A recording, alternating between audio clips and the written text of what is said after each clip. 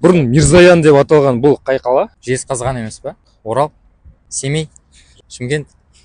Бәрін танып ғой. Павлодар, Тараз. Дұрыс, Тараз. Тараз ба? Мура болғанда ғой. Парсылар құдіретті еркектер деп кімдерді атаған? Гректерді. Ой? Енді де білмеймін, мынандай болмады.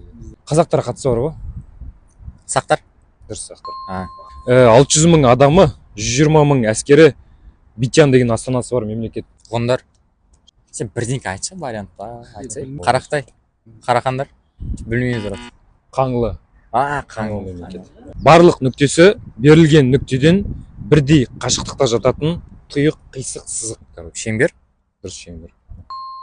Зара қай елдің бренді? Испания. Дұрыс, Испания. Uber компаниясы қай елдікі? Россия. Германия. Жоқ. Вариант айтайыншы.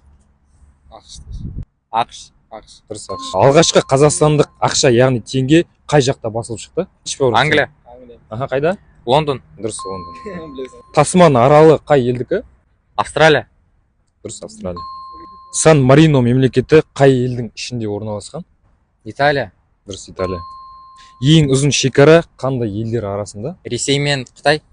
Ресей мен Қазақстан. Қытай бар, я? Жоқ, Қытай жоқ. ақш. ақш пен не? Канада. ақш пен Канада.